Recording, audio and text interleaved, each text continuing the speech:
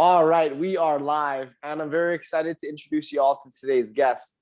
On today's episode, I interview a RYT 500 yoga teacher and fitness teacher based out of Austin, Texas. You can find him teaching in person at Black Swan Yoga Austin or digitally at bsy.tv and on the Black Swan Yoga app.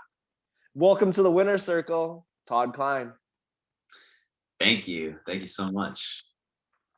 It's been a while. I miss you, brother, and I'm excited to introduce you to everyone on this episode. Yeah, thank you. I've missed you too. And it's definitely great to see you. Even if it's virtually, it's still super great to see you. Great to see you smile and just all of that. It's great. Right on. So this podcast is called Welcome to the Winner Circle because it's in my belief that we could all be winners, and it starts with a choice. So this podcast is meant to be very uplifting, inspiring, and positive. So I know there's a lot of chaos going on in the world right now, but let's try to keep it light with this first question. And that is, what do you love about your world right now, Todd? Ooh, that's a good question.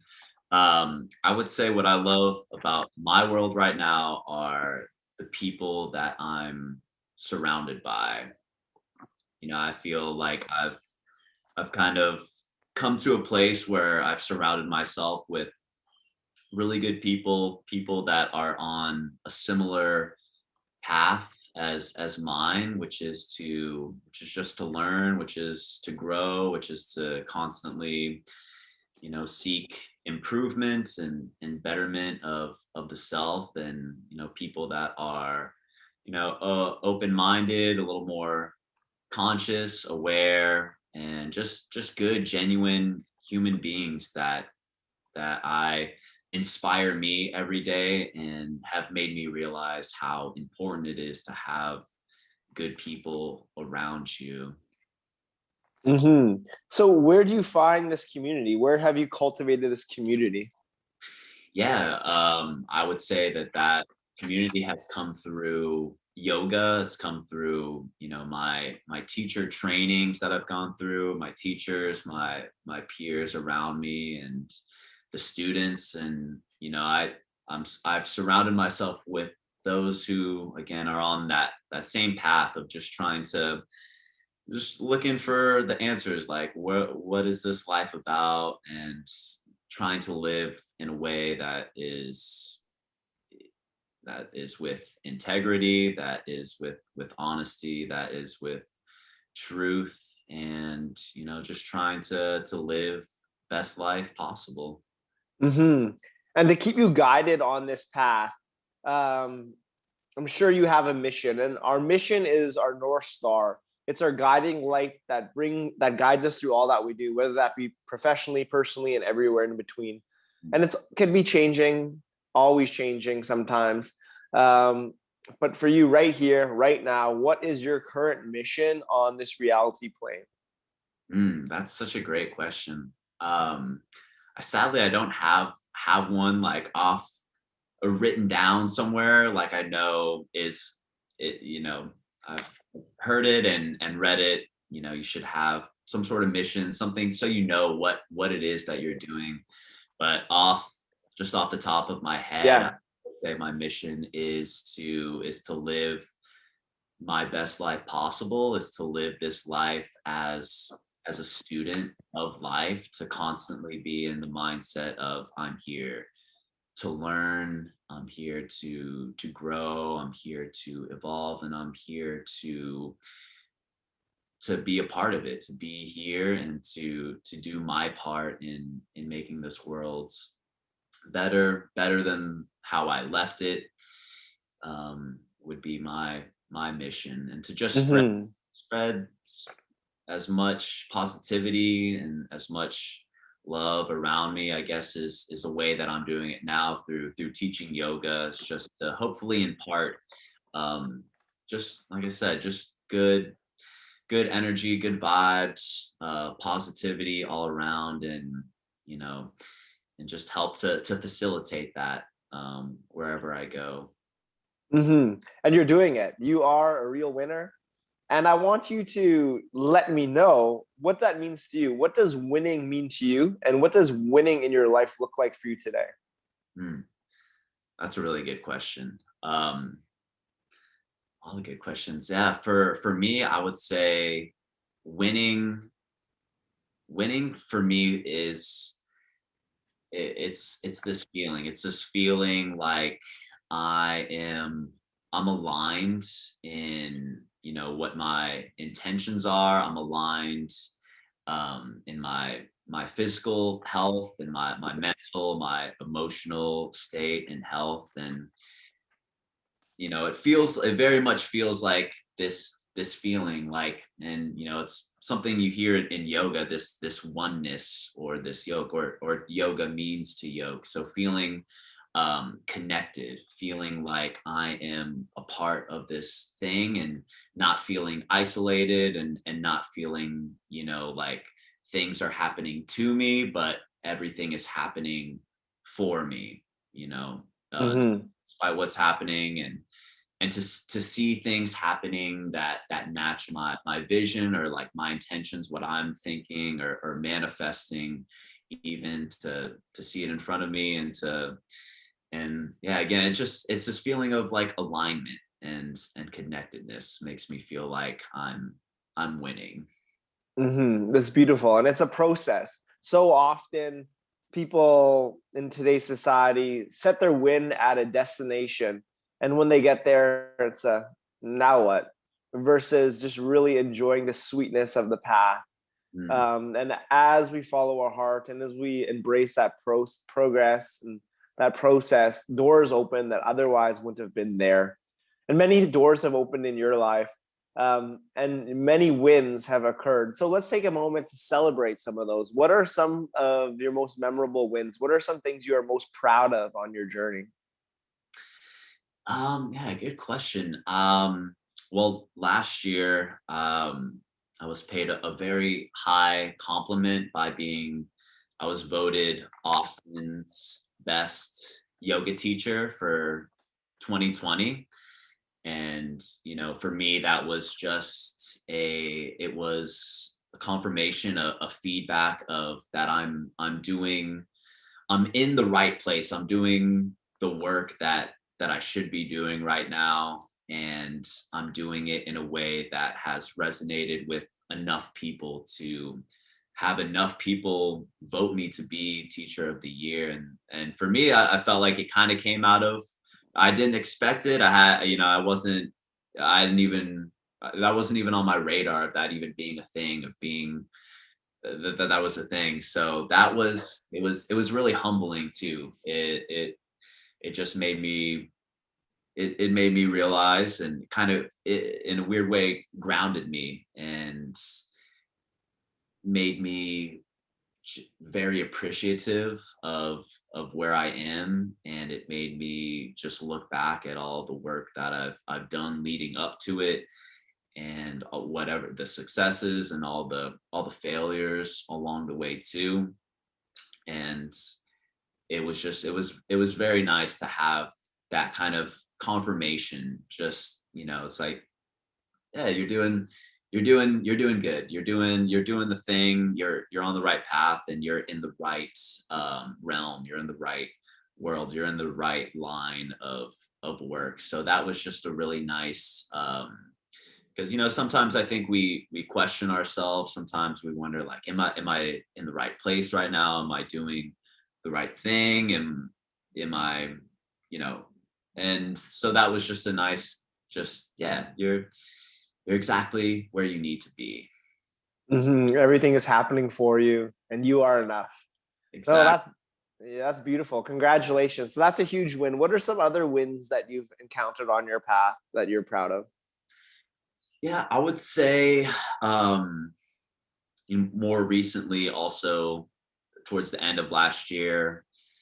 So I teach at Black Swan Yoga, as you mentioned at the beginning, and I've been asked to be on the teacher training team, which has been also a huge, just, compliment, and just another confirmation that you're doing the work, and you're at this level now where you have enough knowledge and experience that you can teach the future teachers. And so that was also just a huge, just, again, very, very humbling and grounding to be told this. And so, and yeah, really grateful to be able to help future teachers. And I feel like I've been teaching now for several years and have been doing it full time for almost 3 years.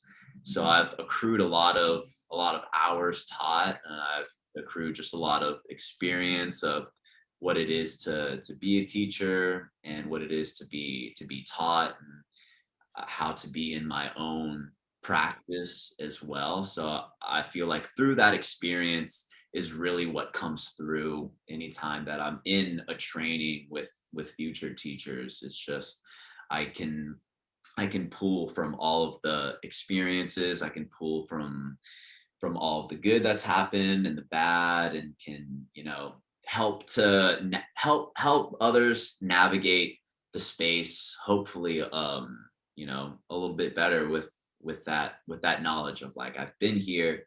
I know I can probably answer a lot of your questions that you have when it comes to teaching, when it comes to being in the worlds of yoga. Hmm. No, that's beautiful. And we're gonna get back to that. We're gonna get back to like what you've learned as a teacher and as a teacher trainer leader. But before we do so, let's rewind this tape.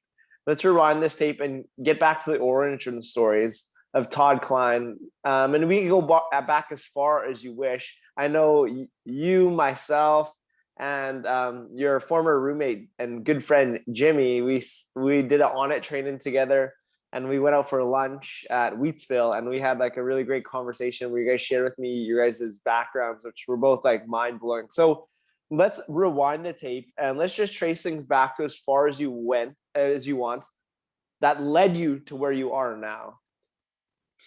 Yeah. Cool. So we'll go very far back. Yeah.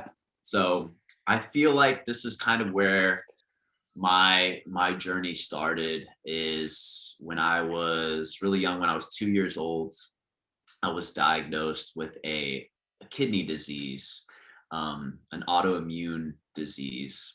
And doctors really didn't know, like, how it happened, how it came about, but it's just this, I have this disease. And so, yeah, so that kind of, I feel like, set the stage for a lot of what happened thereafter. So what would happen with this disease, sometimes I would go into, sometimes I'd be perfectly fine, but then I would go into a relapse. And what would happen is, when I would relapse, my body just started to hold on to all the water that I consumed. So I would start to plump up really quickly, because my body was just, it was like, the way my doctor put it, back then, was like, it was like my kidneys were like a desert. So they would just hold on to every ounce of water that it could get, because it felt like, for the kidneys, that's, we need as much water, we're lacking. So a lot of my life was spent being, on medications, a lot of corticosteroids, prednisone, really heavy doses of these medicines, and they would come with a host of side effects. And so for a long time, and through my adolescence as a kid, I would go up and down. I would go through these phases of, I would relapse, and I would blow up and just gain all this weight really, really quickly. And so for a large portion of my childhood and adolescence, I was overweight, and always kind of had this feeling of not fitting in, not feeling normal, and just always wanting that, always wanting, like, I just want to be normal. I just want to be able to eat and drink and do whatever all my friends are doing, and to feel free in my body and in my person and self.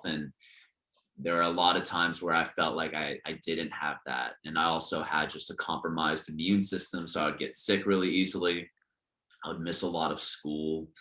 And just, yeah, it was, uh, a lot of it felt like just very unhealthy, and so that also led to just little psychological issues of feeling, I'm sure everybody goes through this in some capacity when they're a kid, as we're figuring out how to be in the world. But for me, a lot of the times I felt just, I didn't feel like I was normal. I felt like I was different, and um you know would be made fun of sometimes. And that, that's how it goes when you're a kid, or that's how it was for me. So a lot of that, I think, led me to where I am now, kind of in the world of health and of fitness and of wellness. So in high school, I started to just get more interested in health, and trying to figure out how can I heal myself holistically, because all the drugs that I'm getting, everything that doctors are putting me on, it's not doing anything. Like, it'll help momentarily, but stuff keeps happening. Like, I keep relapsing. So there must be some other way. I don't feel like I was meant to just live this way. So that set me on a path towards looking in more into fitness and into health and to diet and to nutrition, and got really, really curious about it. So in high school, I got a gym membership. I started going to the gym. I joined the tennis team. And I was always really active as a kid, despite being bloated, being overweight. I played soccer, I played baseball, I did taekwondo, and I still did all the activities. So I was moving, but it my diet was not great. My family, we ate a lot of fast food, and just a lot of stuff that wasn't super super healthy. And it took my own having to deep dive, navigate, and research what's going to work for my body, because nobody else is going to know better than me, and I have to kind of figure it out on my own. And it's taken this kind of, like, I mean, I'm 30 now, and it's taken like all this time for me to start dialing things in and really feel like I'm in a good place where I'm haven't relapsed in years now. um I just feel like I have a healthy relationship with myself, with my body, with my mind, and don't so much go to those places anymore where I'm feeling like, oh, I'm not normal. Or, well, I guess I'm a yoga teacher. I'm pretty weird, but feel like I fit in, and there's a group of people who accept me for who I am. And that's really, really awesome. And yeah, I'm surrounded by really great and amazing people, and that for me too has made all the difference. But yeah, that's where the journey starts. It starts at just feeling like, there's something wrong with me, there's something different, and nobody seems to really want to figure this out for me, so I'm going to have to figure it out on my own. So I studied exercise and sports science at Texas State. Graduated there in 2015. And that was good. I felt like I didn't really find out too much new information. To be honest, I felt like that degree program was, I mean, if I could go back, I probably wouldn't do it again. I feel like I didn't really learn anything new, nothing that was on like the cutting edge. And this is sometimes how it goes, especially in the science field. It's like what you're learning in school can be old. It can be like decades old and not caught Mhm. what is the current research, or what is like happening, what's on the cutting edge. It's like none of that really gets talked about. We're Mhm. stuck on the food pyramid from like way back in the day, when, at this point, if you've done any sort of research into food nutrition, I think that paradigm has completely shifted, and has shifted too through myplate.gov. But even still, even further than that, there are so many other avenues now of like you have the paleo diet, you have the keto diet, you have the carnivore diet, you have all these facets of information and ways to eat and reasons why you do that. And so I never really got to learn any of that. And it wasn't until I did an internship at an actual training gym that's where I learned. That's where I finally was being put on the spot to coach and to teach. And I learned so much through that experience, through my 6 month internship versus the 4 years, or it took me 4.5, maybe 5 years school. But yeah, that's really where I felt like, and that's where I got to teach for the first time. That was my first time ever getting to coach people, to cue, to to be there in the thick of it, teaching classes. And so that was a huge pivotal moment. And that's also where, from my mentors, from my teachers around me, I was getting good feedback that, hey, your coaching is really good. People, the members, they really like you, and you seem to be pretty natural at this. So that is something that really helped. That, like, getting that kind of feedback is what pulled me even deeper into this world of health and fitness. And so I went on to go into personal training and found that to be okay. That was fine, and started teaching group classes. That was fun. I found that I had more fun teaching group classes versus privates.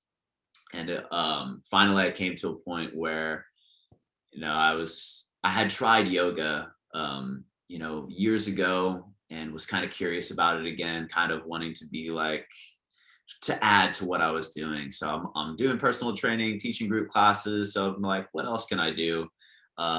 Yoga. I remember I did yoga a while ago, P90X. If you remember P90X, there's a video called Yoga X, which still to this day is like one of the hardest flows that I've ever done. It's so hard. It's an hour and a half. I haven't tried it again in a long time since then. But when I first did it, I just remember it being challenging on this whole other level. Just holding things for a long time, trying to breathe in these certain ways, and holding these poses and postures that were really unfamiliar. But I just remember feeling so good afterwards, and it became like my favorite workout to do in the P90X program. But kind of dropped it for a while and just was doing my own thing, like at the gym. But then, got curious about it again through wanting to accrue more work. I wanted to add on to what I was doing. So I was like, I'll go into a yoga teacher training. And I had a mentor then too, my boss at the gym that I was at. She was all for it and was like, yeah, I think you would love it. I think you do great. And you should go and do it. And so I joined my 10-week intensive in 2017 through Black Swan. And it's obviously, teaching at Black Swan changed my life. It changed, the kind of my perception and my view too. It kind of flipped everything on its head, how I thought about fitness, how I thought about movements, and just opened this new door to this whole other world, this whole other mindset of being, and coming from a place of this practice that's not just physical. It does have the physical component, but it's trying to bring everything together: your mental, your emotional, your spirit, just all of it combined into one. And so it's such a holistic way of going into a movement practice. And it's movement, it's meditation, it's all of these things. And it just does something on a deeper level than maybe just a normal weightlifting workout. And nothing against that. I mean, I I love doing my own personal workouts, doing resistance training, and yoga. Yoga just hits on a different level, or many other levels at the same time. Mm-hmm. Yeah. So did you, when you started yoga, like the teacher training, did you have any resistance on like enrolling, or were you like, oh, I should register for this intensive training? Because often fear holds people back. Like they feel that calling. Oh, Mhm. I should take this training. Like this is training to me, but all these doubts come into the mind. Was there fear for you before entering your intensive training? I think there was like a level of, I just remember my first day being like, kind of nervous, not really knowing exactly what to expect, but I was, more than anything, I was excited. I was stoked to be in that place of learning, and to be in a space surrounded by a bunch of other people who, are on a similar path as me, or just in a similar mindset of like, hey, I'm here to learn, I'm here to grow, to expand myself, to open my consciousness. And so I was excited. That's amazing. So, can you think of a time where you did feel paralyzed by fear, where you had a calling in your heart to do something, and just fear kind of held you in your place for a little bit until you had the courage to say yes and go for it? And if you could think of a situation, if you just let us know of that, and how did you push past fear? Because I know fear is a thing a lot of people come up to on their journey, whether that, yeah, so can you think of a time where you were really like held back by fear, and then what you did to overcome it? Absolutely. So I remember when I graduated teacher training, and even before graduation, I had started taking classes at Black Swan. I started to get more into my yoga practice, and realized how much that I love it, and how much that I loved being at Black Swan, and the teachers there, the people there. Just, I felt like I was a part of this thing, and I felt like I wanted to be a bigger part of it. I felt like this is my place, these are my people, and this is where I want to be. And I feel like that I could thrive here. And more than anything, I just felt like, I belonged there. I wanted to be there. So a huge goal of mine was to get into teaching at Black Swan. And I knew beforehand, they're like, we want you to teach for at least 6 months before you even try to audition for Black Swan. So luckily, the very first day I sat next to this girl, Julie, and it was her plan always to open a yoga studio, with her and her friend, who's now my roommate.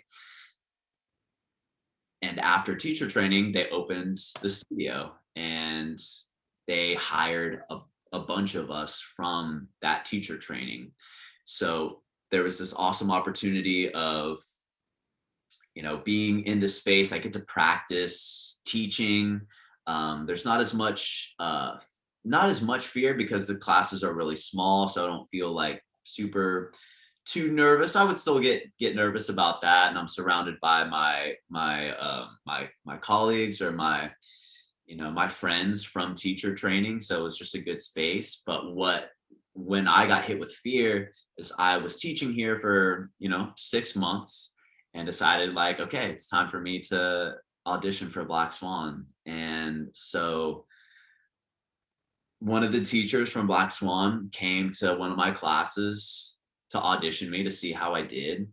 And, I felt like I did a pretty good job. And then I even had Julie in my corner, the owner of Soul Strong studio that I was at, speak to this manager from Black Swan. And she was like, oh yeah, Todd's so great. Like, you gotta take him in. And I didn't get it. I got denied. I got rejected from my audition. And that really had an impact on me. It crushed me. It made me feel like, oh damn, like maybe I'm not cut out for this. And it made me question everything. It made me one to just be like, should I even be teaching? Should I even be in this world of health and fitness? And like the place that I wanted to be at more than anything just rejected me. And Mm-hmm. I took it to heart and felt that way for a couple of weeks, and definitely had was questioning myself, questioning again whether I was in the right fields, my own self worth, all those kind of like negative thoughts that follow the fear mindset. And I definitely bought into it and felt like, damn, yeah, what am I doing? I felt lost. And eventually, after a couple of weeks, I took what the teacher said. They gave me some feedback, and it took me that 2 weeks. And this is, I feel like I'm trying to get better at this, but anytime sometimes I get feedback on things, and it'll hit me in a way where I'll take it personally. And then after like a week or something goes by, I'm like, oh yeah, they were totally right. Like I need to they're absolutely right. But there's like this period where it takes me some time to like, all right, like get out of your own way, stop taking it personally. And the feedback is there to help you. And it's this mindset of it's happening for you, And in this case, being rejected, I was like, oh, this is happening to me. Like, I'm being, woe is me, everybody's out to get me, that sort of mindset. And took me a little while to realize like, oh, you know what, it's for me. I got some feedback. There's some things that I need to work on. And instead of getting upset by it, instead of feeding into the fear, why don't I feed into that feedback that is there for me to help me, to propel me, to bring me to where I want to be. um so after a couple of weeks, I started implementing the feedback, and I went in again and auditioned again with kind of this new mindset, and I ended up getting it that second time. So it just took kind of this shift of my own view of the situation, that Mm-hmm. happening to me versus happening for me. When I finally got my head around things, this is happening for me, I was able to move on and feel like, okay, I'm back on the path. Mm-hmm. I let Mm-hmm. my ego kind of like knock me off the path, but with that, was a whole journey and lesson in itself to get back on, and ultimately led me into getting to where I wanted to be. It just took Yeah. a little bit of time. So, Todd, what would you tell a hero on the journey who's at that crossroads of should and must, and they're feeling that calling, whether that to quit their 9 to 5 job and go into yoga teaching, or to move cities, or just to make a radical change to their known world, but they're feeling paralyzed by fear? What would you whisper to them to advise them on their path? What would I whisper to them? I like that. Let's think about this for just one moment. Um, you know, I think all of us have a voice within us that's trying to goad us or coax us into doing that thing that is deep within, just whatever it is, that call to an action, whether it be some sort of artistic expression, creative outlets, or pursuit of something more, something entrepreneurial, whatever it is, that kind of scary thing that people, it's not the safe bet. It's kind of on the fringes, Mm-hmm. or it's, looked at as more difficult. And I think I've found that, as cliche as it sounds, your best guide in this life is your heart. And you have to follow that intuitive feeling, that call that you have, because ultimately, we have lots of people around us, but we are with ourselves most of the time. And so you're spending all this time with yourself. You should be happy with what's in here, and you need to listen to those little whispers that are coming in through you to do something, um because it's all temporary. We can't take any of it with us. And you hear it time and time again of people being on their deathbed and having those, what are the regrets? The regrets are, oh, I worked this job that I hated, but I did it. People do it because it's the safe bet. It's stable. It's this thought and feeling of security.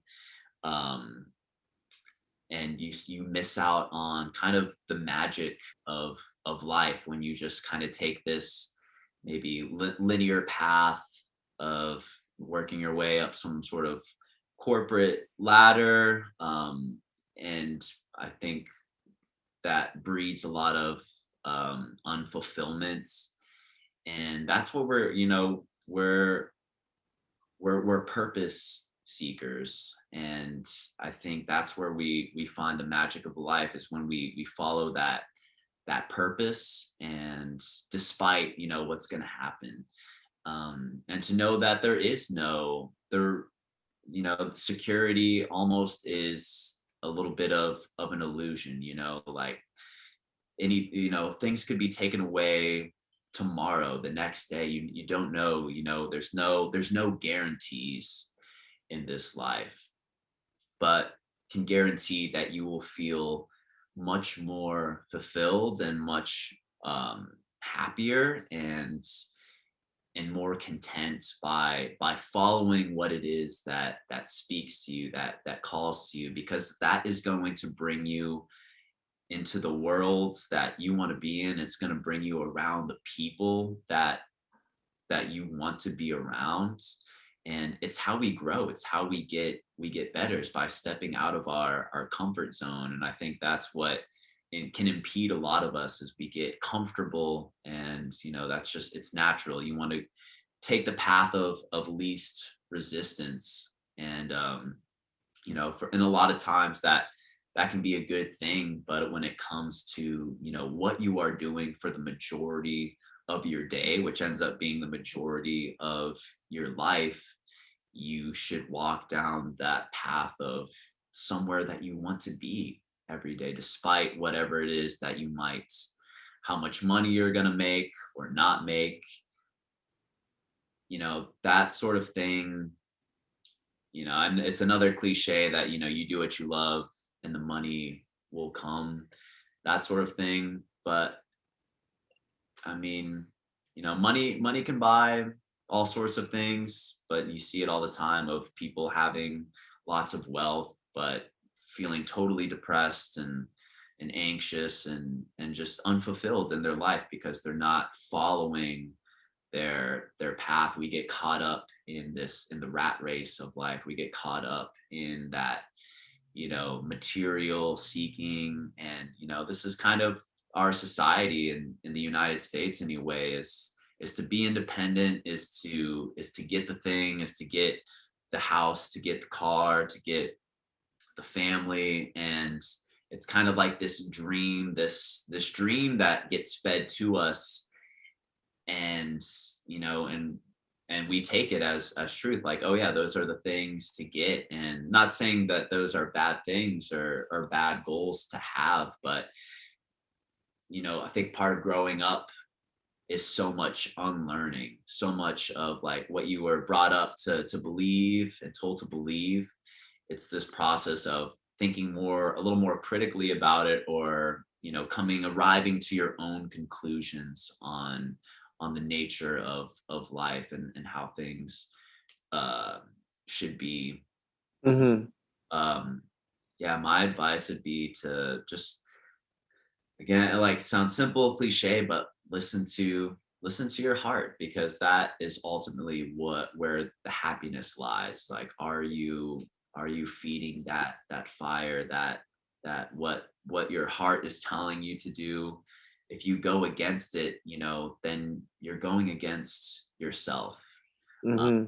and a lot of us, we live up in our minds and our heads, and the mind is just, it's just a tool. It's to help us, do this, to speak, to drive, all these little tasks and things. It's just a tool to help things run along. We're not supposed to be living up in our heads all day. We should be, and when we're in our head, for the most part, we tend to be in the past, or we tend to be in the future.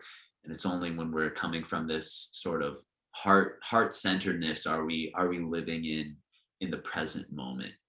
Mm-hmm. That's starting to get a little maybe woo woo, or hippy dippy, or just kind of maybe kind of almost lame sounding. But I've just found that I feel the most fulfilled and the most happy, the most content when I'm listening to my heart, when I'm being present, when I'm just allowed to be, and I don't Mm-hmm. to think so hard about the future. I don't have to go keep delving into my past and picking at things. So listen to your heart would be. And when you do, everything that will happen on that path ahead, on that in that now, is happening for you, and it's just bringing you closer and closer to where you should be. Um, and these are lessons you've learned from many mentors and helpers on your path. So let's take a moment to recognize who are some influential mentors and helpers that have aided you on your journey, and what were your key takeaways from them, learned from them.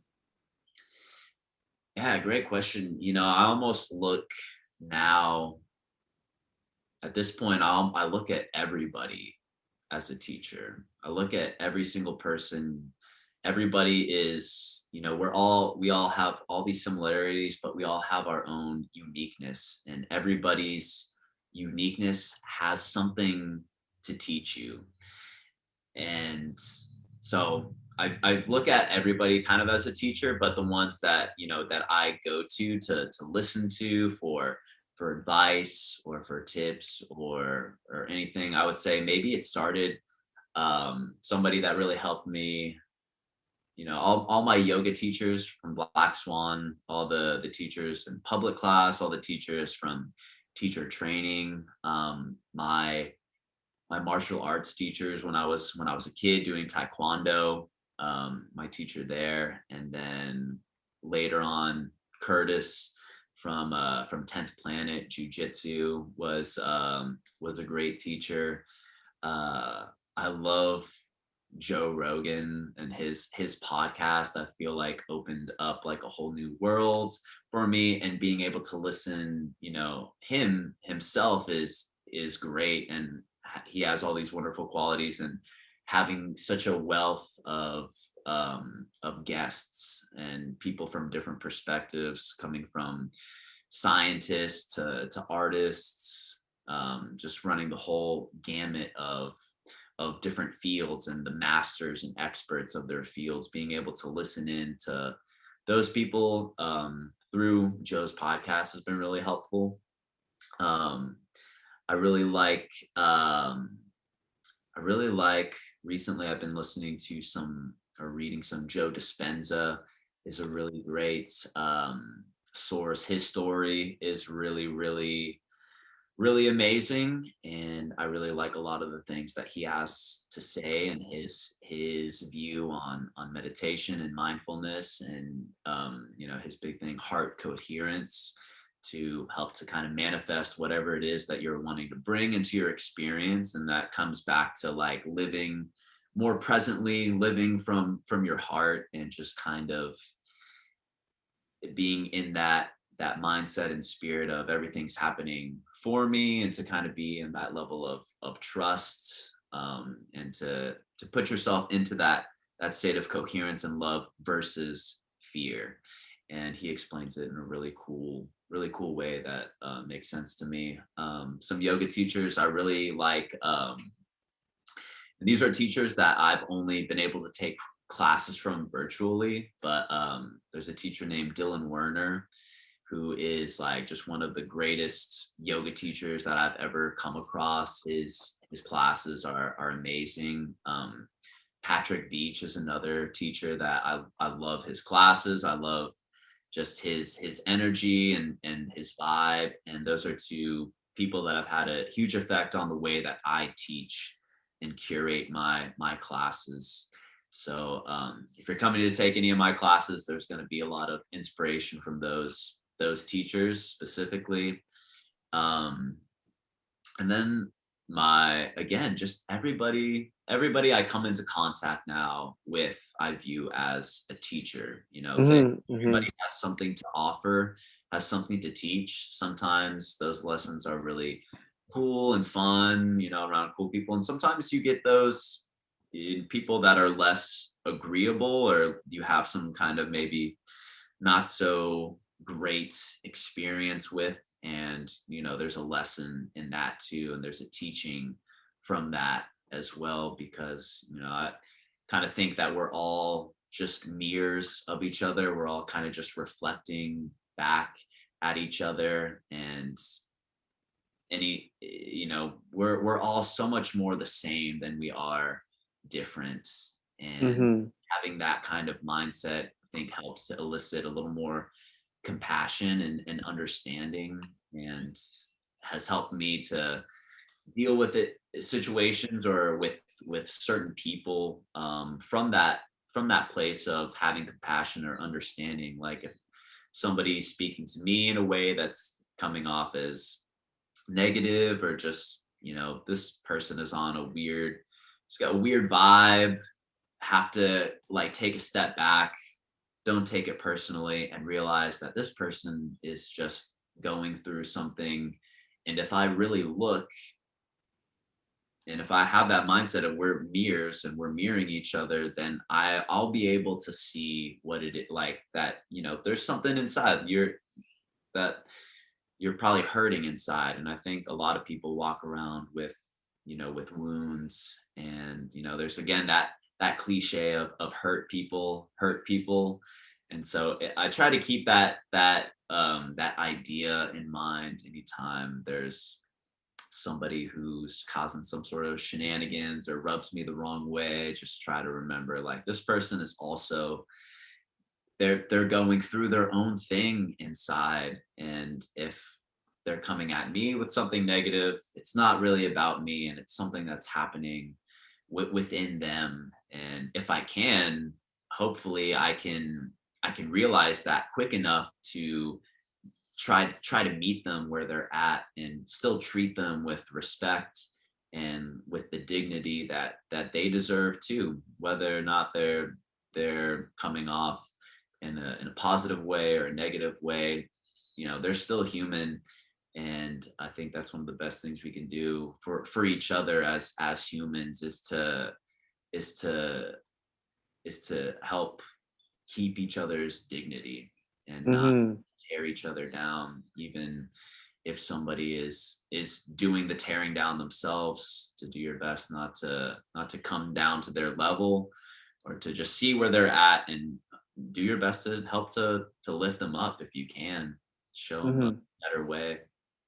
There's always opportunity. There's always opportunity in all situations if we choose to see, and we can choose what opportunity there is. Maybe it's compassion or having empathy or patience in regards to those people. But there's always an opportunity that lies in front of us if we choose. So another great teacher for you has been plant medicines, and you embarked upon an epic plant medicine journey in Peru on this past Christmas.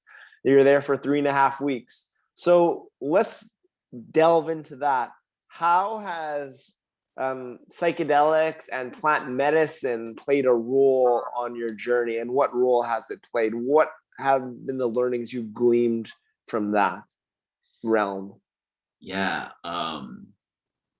so much. And so much. When I was I guess first delving into plant medicines, first medicine ever was was marijuana when I was 18, and that was such a mind-opening experience and made me it helped, it switched this perspective so instantly in me, and was that was my first kind of my step into plant medicine, and it was a great experience. It And the first time I had done it, I was kind of like in this funk, I was in high school and going through, some sort of like high school heartbreak or something.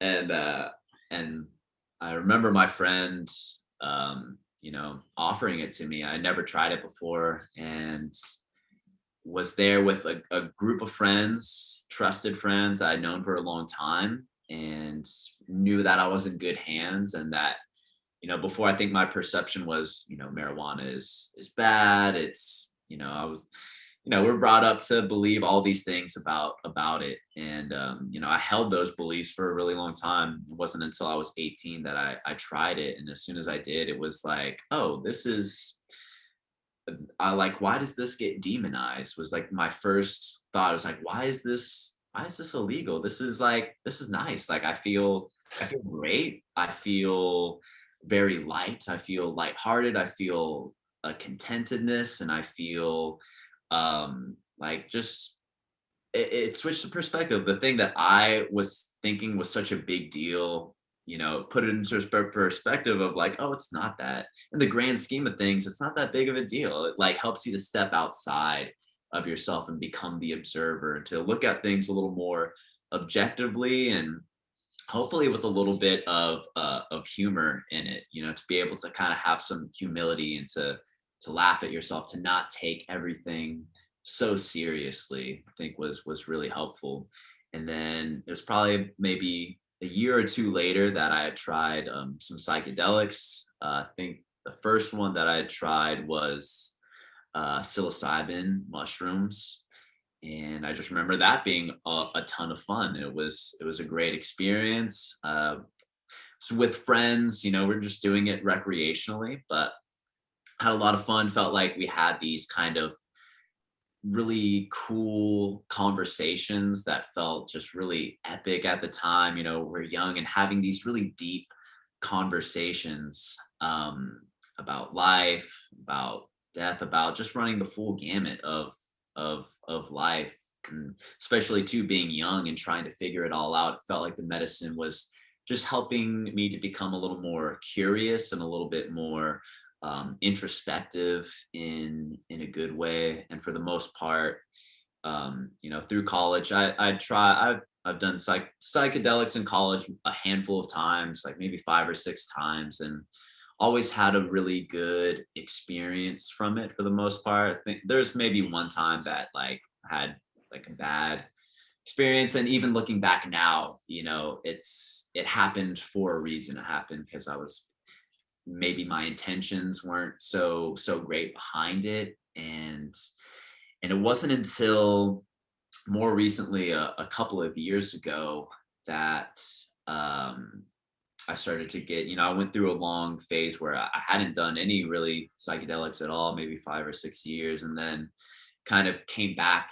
into my life. I just remember I was in a place where um just wasn't feeling great, and had procured some mushrooms, and for the first time ever took them by myself. In the past, it was always with friends, or just with other people at like an event or something. And this is the first time that I was like, I'm just going to do this by myself and see what happens. Maybe like try to meditate. And and that was such an amazing experience. That was I realized the potential even more so of this kind of medicine can send you so deep within, and you can do so much internal work when you get into that place. And it was almost like I was treating it like a ceremonial thing, not really knowing even what ceremony was at that point, but having this kind of reverence of it, and realizing that like the magnitude of it, the weight of it, and knowing that could handle it and glean some really cool just lessons from it, and being able to get some insight into my life and how I was living or thinking or being and acting, and it just kind of wakes you up to how you are in your everyday life and experience, and how you're affecting others. It just helps you to see the bigger picture, from all these different angles, which I think is really a unique and yeah, just a really unique um, part of that medicine. And then this past Christmas, uh, got the opportunity to go to Peru with a bunch of really good friends, colleagues, and people I hadn't met. Going to Peru and going to the jungle to sit in an ayahuasca ceremony. And this was just a whole other level of going deep with medicine. And so in the ayahuasca ceremony, what we did is how it looks is we're sitting in this maloka, which is just this circular building. It's very, very bare, not a whole lot to it. At nighttime, it's completely pitch black. We're sitting in a circle. Everybody's on their own little pallet, on their own little cushion, and you're supposed to be seated the entire time, like in a meditation, and take this medicine that has been around for I don't know how long, since the beginning of something. It goes really far back, and I wish I knew a little bit more of the history right now. But anyway, this medicine is different from psilocybin, from mushrooms, and they call it, or the shamans, they call it the grandmother. And you know this is something that can only come from like one's own experience, but it very much has this kind of motherly or grandmotherly feel to it. It's this medicine that has an intelligence about it that once you consume it, you go into a very deep dive and of the psyche, of the self.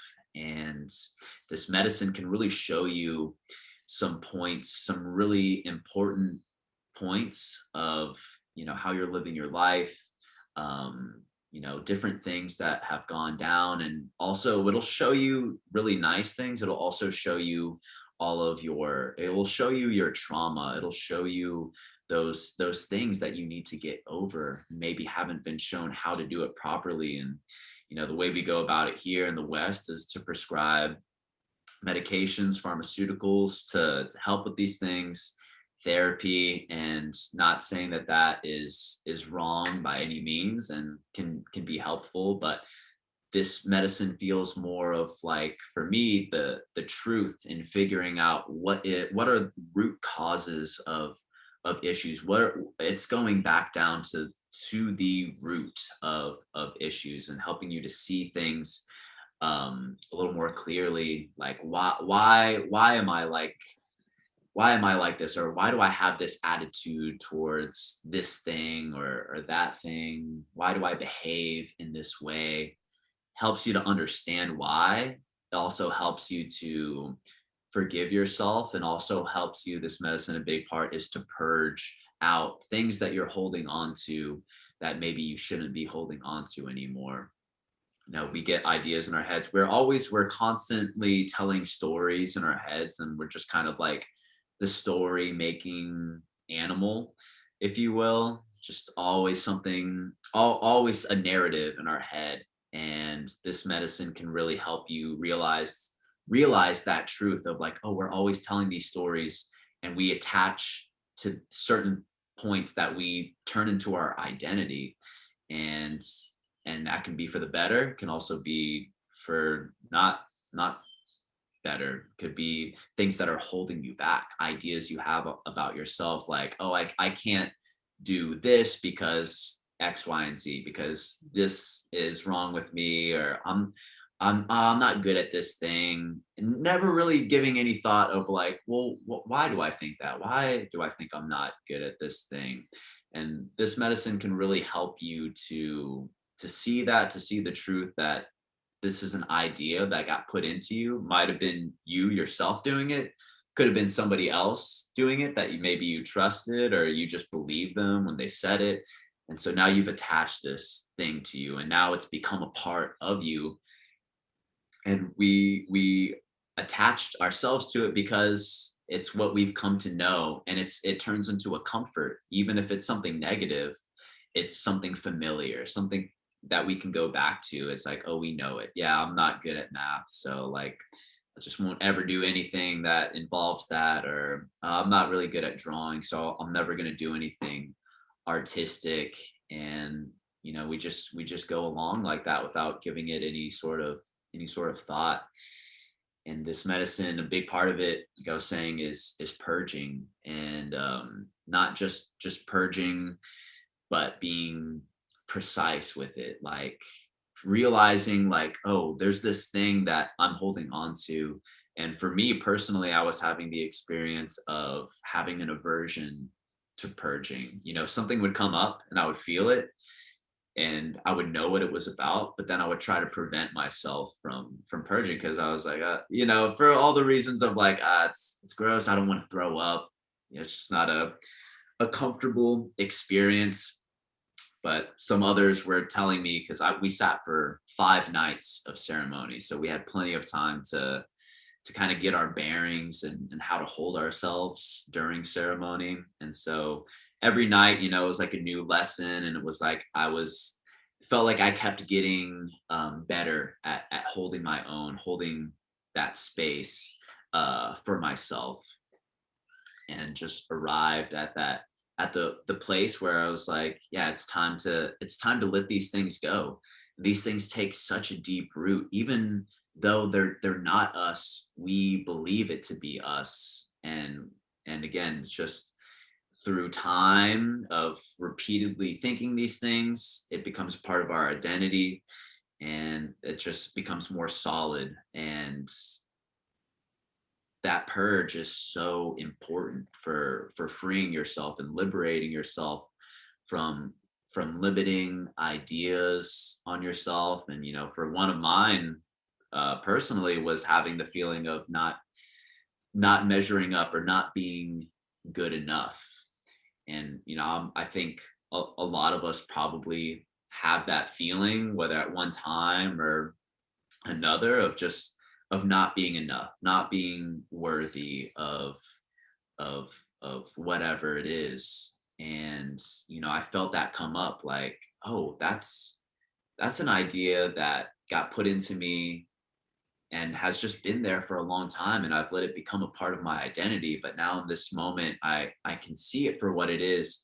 And now this act of purging is me physically and on another level letting it go, and getting it out of me, and feeling that like a weight has been lifted afterwards, like, oh wow, I don't have to believe that about myself.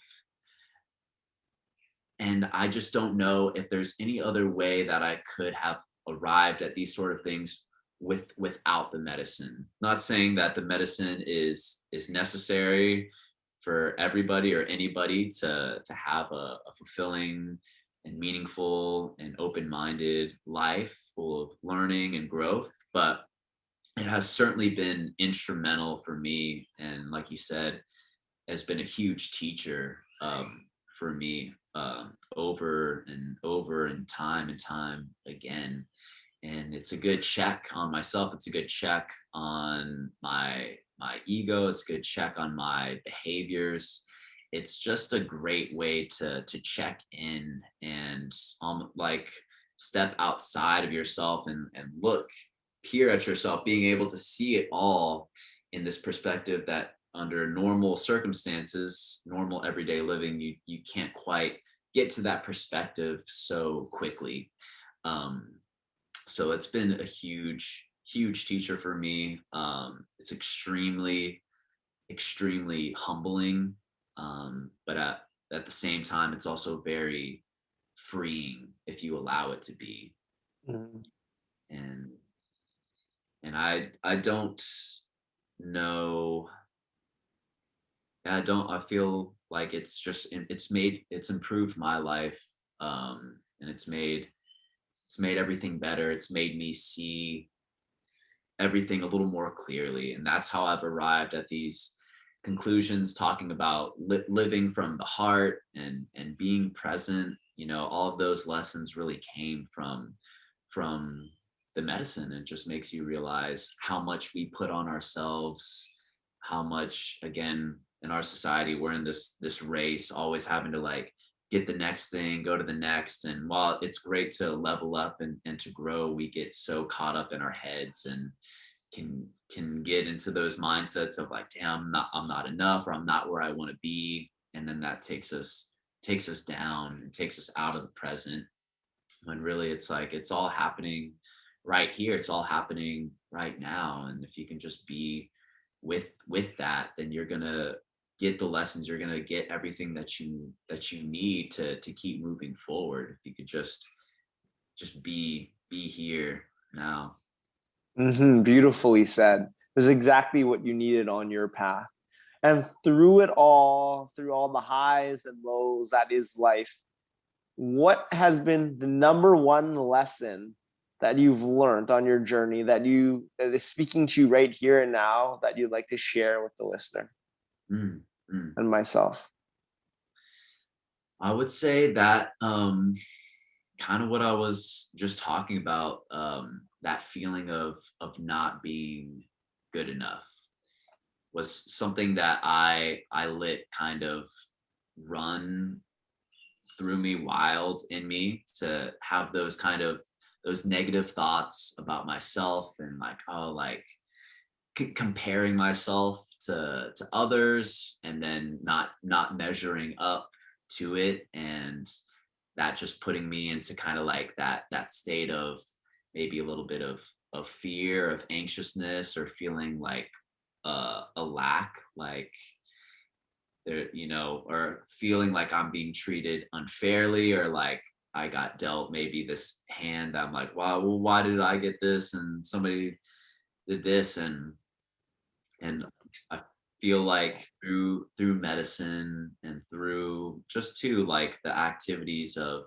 yoga, of having a regular practice, of having a meditation practice, of having a mindfulness practice, has helped me to reach that point of being content with who I am, with where I am, and coming back to that thought of exactly where I need to be, and any self-limiting thoughts that I have aren't they aren't me, and I don't have to accept those thoughts as me, and can see more clearly. Sometimes those thoughts just get into us, and we need to have an objective look at it, and see it for what it is, and something maybe that just came about, and you don't have to attach yourself to it. You don't have to attach. And I think this is something that you know one of the yoga teachers that I really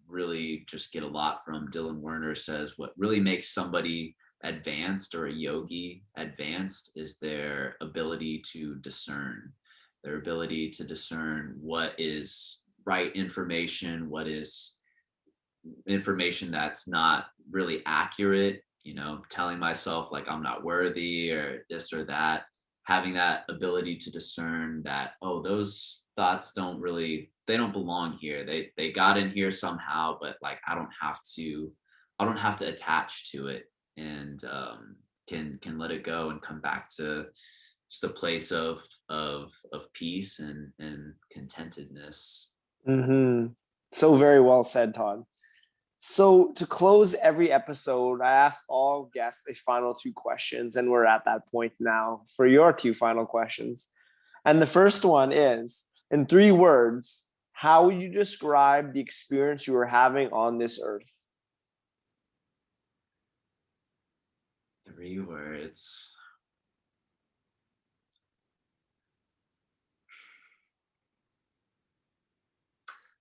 let's say, learning, loving,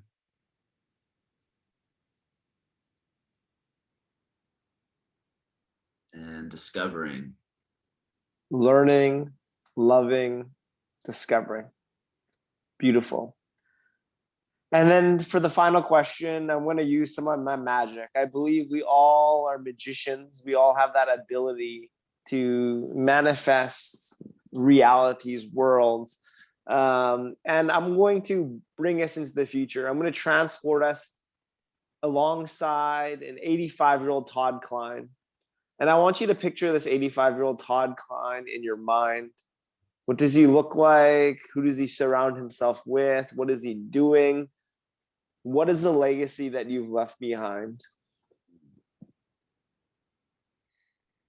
I see somebody who has kept up with their yoga practice for their life.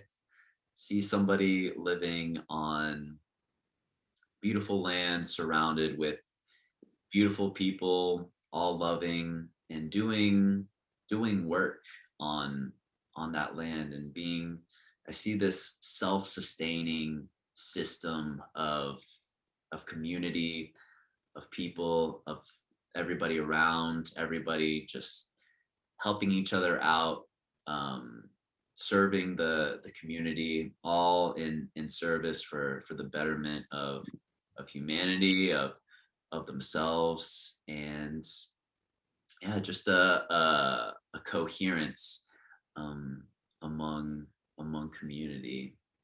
Mm-hmm. So I want you to stay with this 85-year-old Todd. And I'm not going to leave us in the future. I'm going to bring this into the ever present, the infinite now. And that 85-year-old Todd is going to send you a message. What does he send you?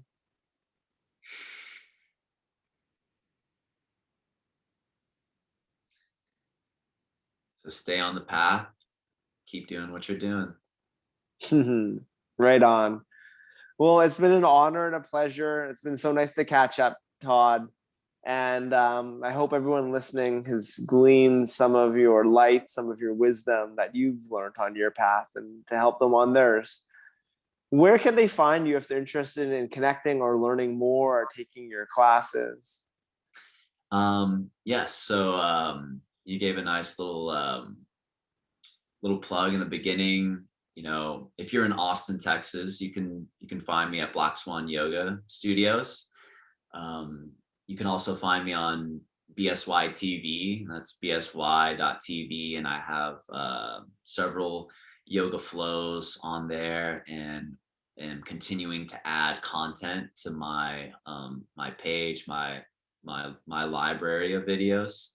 You can also find me on Instagram. It's Todd underscore Cline, Cline. Yeah, those are pretty much all the places you can find me, and I'm very responsive to anybody has any inquiries. If you want to message me on Instagram. I have a YouTube channel called Yoga by Todd. There's some free yoga videos on there that you can check out. Yeah, those are all the places. Right on. Well, thank you so much. To close every episode, we bring our fist in for a digital fist bump. Boom. The choice to join the winner circle is yours, and it's a choice we all can take. So thank you so much. Until we cross paths again, I look forward to seeing you soon. Absolutely. Thank you so much, Derek. So good to see you, brother. And thank you for letting me be here today. Absolutely. We'll see you soon. Take care, brother.